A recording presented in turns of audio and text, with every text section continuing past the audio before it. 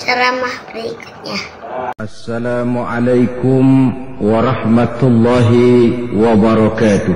Waalaikumsalam warahmatullahi wabarakatuh.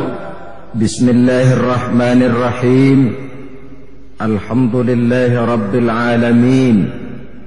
Wassalatu wassalamu ala asyrafil anbiya'i wal mursalin wa ala alihi wa sahbihi ajma'in, amma ba'du. Saudara-saudara kaum muslimin rahimakumullah. Dalam hadis yang lebih tegas Nabi bersabda, "Iza azzamat ummati dinaran wa dirhaman, nuzi'at minha haibatul Islam." Apabila umatku sudah terlalu mengagung-agungkan, membesar-besarkan dinar dan dirham, akan dicabutlah kehebatan Islam dari mereka. Akan hilang kehebatan Islam kalau umatnya sudah terlalu mengagung-agungkan dinar dan dirham, terlalu mengagung-agungkan harta dan kekayaan, sehingga lupa diri dan lupa daratan, tidak mempergunakan kekayaan itu untuk menunjang kehidupan beragama, menolong yang miskin, menyantuni yatim piatu, dan lain sebagainya. Karena itu saya mengetuk hati saudara-saudara saya kaum muslimin yang diberikan kelebihan harta oleh Allah Subhanahu wa ta'ala. Marilah menjadi orang-orang dermawan yang berhati pemurah. Tentu untuk itu ada beberapa tuntunan yang diberikan oleh agama kita. Pertama, rahasiakanlah derma itu, rahasiakanlah sedekah itu. Al-Baqarah ayat 271 menjelaskan, wa in tukhfuha wa tu'tuhal fuqara fahuwa khairul lakum. Apabila engkau sembunyikan dan engkau berikan sedekah itu kepada fakir miskin, maka itu adalah yang terbaik bagi kamu. Mengumumkan sedekah pun tidak jelek, tetapi akan lebih baik lagi kalau biarlah hanya kita dan Allah saja yang tahu, untuk menghalangi dan mencegah manusia dari terjebak terkena penyakit riya atau segala perbuatannya hanya karena ingin dilihat dan dinilai oleh orang lain. Kemudian yang kedua, jangan menyebut-nyebut atau menyakiti hati orang yang menerima sedekah tadi. Al-Baqarah 264 berpesan, ya ayyuhalladzina amanu la tubtilu shadaqatikum bil manni wal adza. Wahai orang-orang yang beriman, jangan engkau rusak sedekahmu itu dengan mengundat dan menyakiti hati orang yang menerima. Kemudian yang ketiga, usahakanlah mendermakan atau menyedekahkan yang terbaik. Ali Imran ayat 92 menjelaskan, lan tanalul birra hatta tunfiqu mimma tuhibbun. Engkau tidak akan mendapatkan kebaikan sampai engkau infakkan apa yang engkau cintai. Jangan kalau sudah urusan sedekah lalu dipilih yang paling jelek. Urusan beramal lalu dipilih yang kira-kira sudah akhir dan tidak kepake lagi di rumah. Begitu mau sedekah, buka dompet, kresik-kresik, cari yang paling kecil. Pakaian cari yang sudah paling gak kepake. Ini disindir dalam An-Nahl ayat 62, wa yaj'aluna lillahi ma yakrahun. Untuk Allah mereka berikan apa yang sudah mereka tidak senangi, apa yang sudah mereka tidak sukai. Kemudian yang keempat, dermakan, sedekahkan harta itu dengan muka yang cerah dan gembira. Sebab Nabi dalam satu bahasa tamsil pernah memberikan ibarat, sabaqa dirhamun ala mi'ati alfi dirhamin. 1 dirham mendahului 100.000 dirham. Maksudnya apa?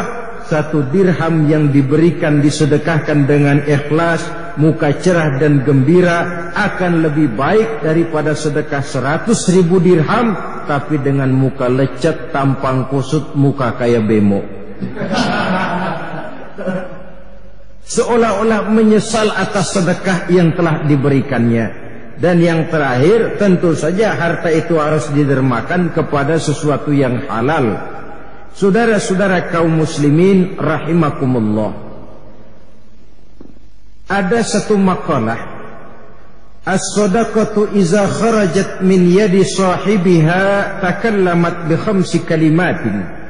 Suatu sedekah apabila sudah keluar dari tangan orang yang memilikinya, maka dia akan berkata dengan 5 macam perkataan.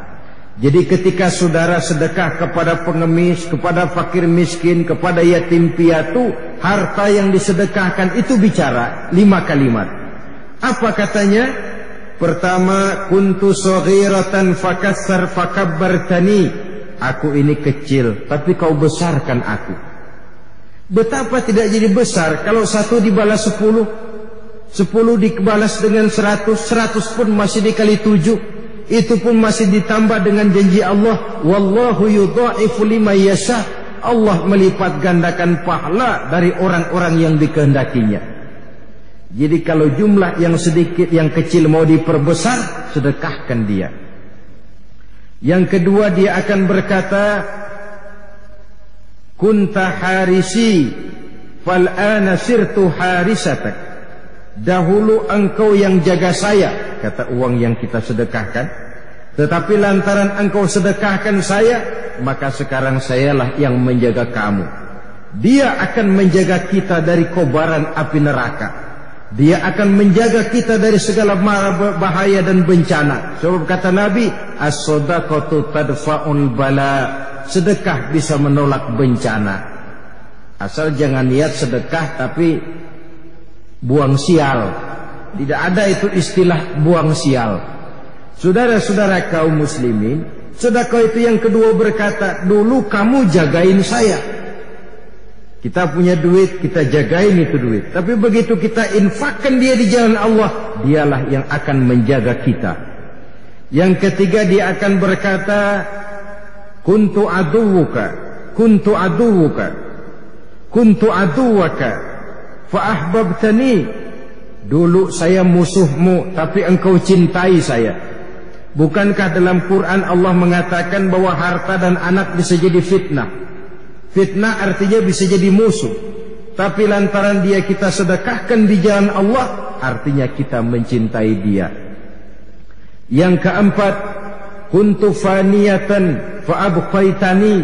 Saya adalah sesuatu yang fana, yang tidak kekal, tapi karena engkau infakkan di jalan Allah, engkau kekalkan saya. Uang kita yang kekal adalah yang sudah kita sedekahkan kepada orang lain.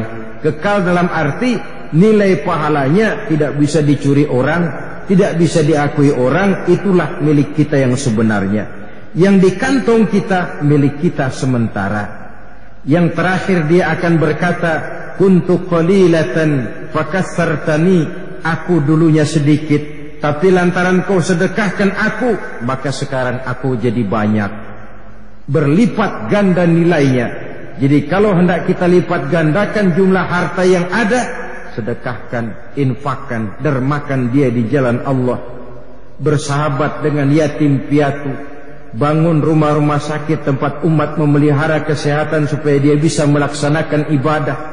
Bangun sekolah dan tempat-tempat pendidikan, madrasah dan pondok-pondok pesantren, majelis-majelis taklim dan pusat-pusat kegiatan remaja untuk sesuatu yang bermanfaat. Saudara-saudara kaum muslimin rahimakumullah.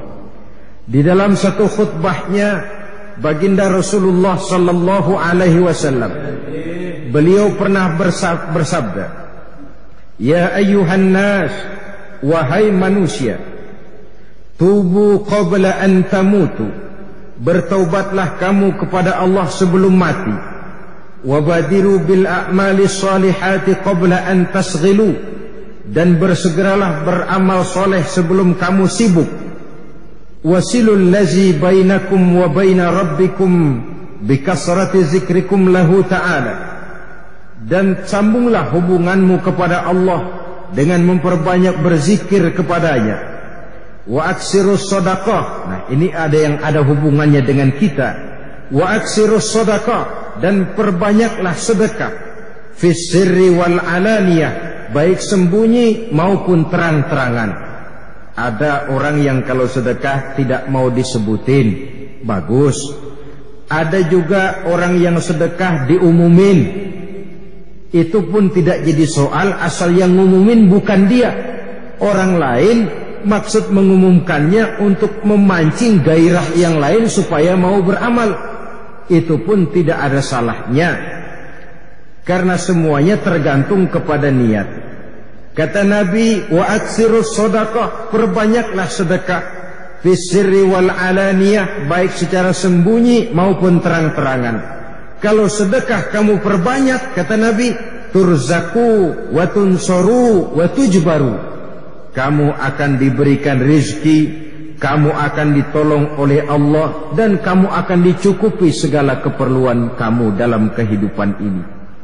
Jadi mana kosomalin min sodakotin bal yazdad bal yazdad bal yazdad, itu janji Nabi. Tidak akan berkurang harta seseorang karena disedekahkan, bahkan akan tambah, tambah dan tambah. 3 kali janji Nabi. Mana kosomalun min sodakotin bal yazdad bal yazdad bal yazdad.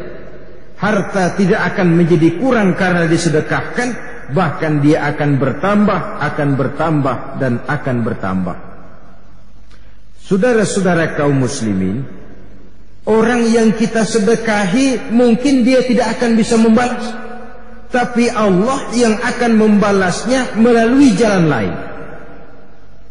Apabila kita menyenangi hati ibu bapak kita dengan membelanjakan sedikit harta yang kita miliki, Allah akan memberikan balasannya. Apabila kita menyantuni yatim piatu, sanak famili, kerabat, andai tolan atau keluarga kita, Allah yang akan memberikan balasan. Yang membuat kita berat kadang-kadang karena kita berpikir, yang boleh kerja saya setengah mati, peres keringat, banting tulang, ente datang-datang mau minta macam apa? Ini cara kita berpikir yang akhirnya membuat kita jadi bakhil. Yang kerja jelas kita, peras keringat, banting tulang kita. Tapi lantaran kita sedekahkan kepada orang lain, Allah makin membuka keluasan pintu rezeki itu. Dengan kata lain, rezeki orang lain cuma barangkali salurannya lewat channel kita. Berbahagialah manusia kalau dia menjadi semacam saluran yang dipercayakan Allah untuk meneruskan rezeki kepada orang lain. Makin banyak kita menolong orang, makin Allah tolong kita. Tapi kadang makin mengunci kita dari persoalan orang lain. Kita mampu, kita tahu, tapi kita tidak mau tahu. Biasanya Allah memberikan jalan ada saja, yang harta itu jadi keluar tapi manfaatnya tidak ada. Marilah kita menyadari bahwa perbendaharaan Allah sangat luas. Allah Maha Kaya, Allah Maha Mampu. Harta adalah amanah, manfaatkan dia dengan sebaik-baiknya. Kedermawanan orang-orang kaya akan menjadi pilar yang menyebabkan tegak dan jayanya dunia ini, kalau dia berhati manusiawi. Tapi kalau dia berhati hewani, kejam kepada sesama, bersikap masa bodoh, lahirlah korun-korun abad sekarang ini. Saudara-saudara, yang terakhir, pilar dunia yang keempat, wada'watil fuqara, doanya orang-orang fakir, doanya orang-orang miskin. Dimanapun di belahan bagian dunia ini, jumlah orang miskin selalu lebih banyak dari orang-orang kaya. Tapi kadang-kadang tidak mustahil orang miskin itulah yang menyebabkan orang jadi kaya. Orang dipanggil alim karena ada yang bodoh, orang dipanggil kaya karena ada yang miskin. Kalau tidak ada orang miskin, tidak akan ada orang kaya, sebab tidak ada yang ngukur. Kita kaya dibanding sama yang miskin, ada bahan perbandingan. Oleh karenanya umat Islam itu, kata Nabi, ajaban li amril muslim, inna amrahu kullahu lahu khair. Aku heran persoalan orang Islam ini, segala persoalan baik bagi dia. Kalau dia mendapat nikmat, dia bersyukur, itu pun baik. Kalau dia terkena kesulitan, dia bersabar, itu pun baik. Dua-duanya baik, dua-duanya berpahala, asal kita tidak salah terima. Karena itu kita yang mayoritas berada di bawah garis kemiskinan, hendaklah menghadapi hidup ini dengan husnuzon, baik sangka kepada Allah. Yang kaya bersyukur, lalu memanfaatkan kekayaan itu sesuai dengan tuntunan Allah. Yang miskin bersabar, itu baik. Saudara-saudara, malah baginda Rasul sering mengucapkan satu doa, yaitu Allahumma ahyini miskinan. Ya Allah, hidupkan saya dalam keadaan miskin, matikan saya dalam keadaan miskin, dan kumpulkan saya di akhirat nanti bersama golongan orang-orang yang miskin. Kenapa? Sebab orang miskin di akhirat sidangnya enggak lama-lama. Apa yang mau diperiksa orang miskin? Tapi yang kaya, dia punya tanah ratusan hektar, tanahnya disidang. Dia simpan uang puluhan juta di bank, uangnya diselidiki. Dari mana didapat, kemana dibelanjakan. Dia punya tanah di mana-mana, dia punya rumah di mana-mana, rumahnya akan jadi masalah, dan begitu selanjutnya. Oleh karena itu, kedua sikap ini akan sama baiknya asal kita tidak salah terima. Allah senantiasa memberikan yang terbaik buat kita. Jangan lupa, Allah punya sifat Rahman, Allah punya sifat Rahim. Pengasih, dia tidak pilih kasih, siapapun saja dikasih. Penyayang, sayangnya tidak terbilang. Bedanya apa? Tidak semua orang yang dikasih lalu disayang. Orang yang disayang tentu dikasih. Kalau tidak dikasih, ada pertimbangan lain untuk kepentingan orang yang disayang tadi. Dengan kacamata inilah kita harusnya baik sangka terhadap kenyataan hidup yang kita hadapi. Tidak lalu buruk sangka. Apapun yang diberikan Allah kepada kita, keadaan kita yang sekarang ini, inilah yang terbaik untuk kita menurut ilmunya Allah. Kalau kita dahului dengan buruk sangka, bayang rajin rezeki seret, bubar. Iman mantap tapi hidup susah, bisa jadi kufur. Saudara hadirin yang saya muliakan, sebab itu dalam An-Nisa ayat 32, Allah Subhanahu wa taala memberikan tuntunan, "Wala tatamannau ma faddalallahu bihi ba'dakum 'ala ba'd." Jangan kamu mengangan-angankan, menginginkan kelebihan yang diberikan Allah kepada sebagian kamu dari sebagian yang lain. Angan-angan yang menimbulkan sifat hasud dan dengki, lalu mengutuk. Kalau sudah saling mengutuk, inilah yang terjadi. Yang kaya pelit, maka yang miskin doanya jadi doa enggak benar. Pelit, gua doain biar rumahnya kebakaran. Itu interaksi yang timbal balik. Lah, yang miskin hatinya hasud. Yang kaya ngapain sedekah bagi jumbang orang kaya begitu, hatinya jahat benar. Ini bisa terkena pengaruh timbal balik kalau dilandasi oleh sikap yang salah terima. Maka artinya ini, yang kaya bersikap murah, yang miskin berdoa. Saudara-saudara kaum muslimin rahimakumullah, dari mulut dan perut orang-orang miskin, doa biasanya terpancar lebih konsentrasi, lebih khusyuk. Sama saja saudara pada waktu perutnya kenyang dengan pada waktu perut lapar, doa mantepan waktu lapar. Kenapa? Ada perasaan semacam ketergantungan. Ketergantungan yang mutlak kepada Allah. Walaupun tidak mesti doa itu lalu qabul. Sebab qabul dan tidaknya suatu doa itu hak prerogatif dari Allah Subhanahu wa ta'ala. Dalam dunia ekonomi, inilah perlunya yang berekonomi kuat membantu yang ekonomi lemah. So, kalau ekonomi lemah ini sudah bergolak, yang akan muncul apa? Revolusi sosial. Kalau revolusi sosial sudah muncul, biasanya sulit akan dibendung dan korbannya pun akan kembali kepada rakyat-rakyat juga. Karena itu, pola hidup yang sadar akan karunia yang diberikan oleh Allah, lalu mau tahu keadaan sesama, kemudian kemiskinan yang membuat orang sadar dan tahu diri, seluruhnya akan menciptakan satu ketentraman di tengah masyarakat, kedamaian di mana tidak ada lagi saling iri mengiri, tidak ada lagi saling hasud menghasut, tetapi yang ada adalah kerjasama yang baik. Kita tengok saja dua tangan kita, walaupun tangan kanan kerjanya bagus-bagus, salaman, tanda tangan, ambil kue, makan. Kiri yang kerjanya bidang pembersihan tidak pernah protes. Tapi apa kata tangan kanan?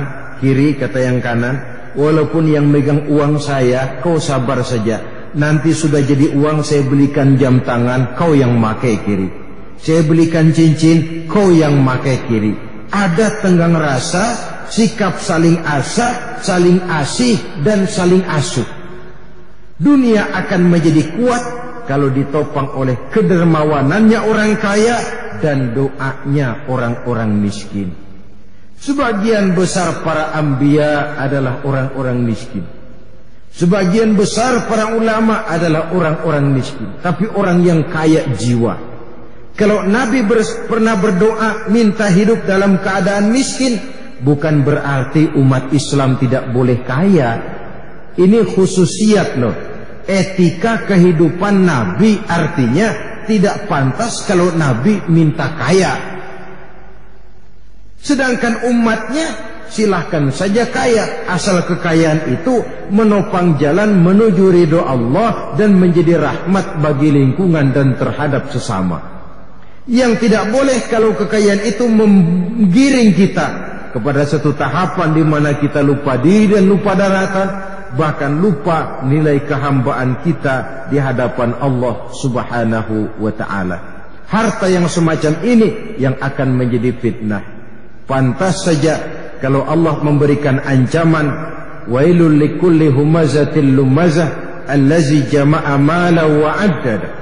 Neraka wail, celaka bagi pengumpat dan orang-orang yang menumpuk-numpuk harta lalu menghitung-hitungnya. Mereka sangka harta itu bisa mengekalkan kehidupan dunia. Sama sekali tidak, kata Allah. La yumbazanna fil hutamah. Pada waktunya mereka akan dilemparkan ke neraka hutamah, yaitu api yang menyala yang membakar sampai ke hati mereka. Saudara-saudara kaum muslimin, inilah yang kita bicarakan pada dua pertemuan ini. Mudah-mudahan sebagai umat dan sebagai orang awam, Allah Subhanahu wa ta'ala memberikan kepada kita ulama-ulama yang benar-benar menjadi pewaris para nabi, pemimpin-pemimpin yang adil, orang-orang kaya yang pemurah, dan orang-orang miskin yang berdoa untuk kebaikan. Terima kasih atas segala perhatian. Mohon maaf atas segala kekurangan. Usikum wa nafsi bitaqwallah. Wassalamualaikum warahmatullahi wabarakatuh. Alhamdulillah, semoga ceramah yang bermanfaat buat kita semua dan bisa kita aplikasikan di kehidupan sehari-hari. Amin ya rabbal alamin.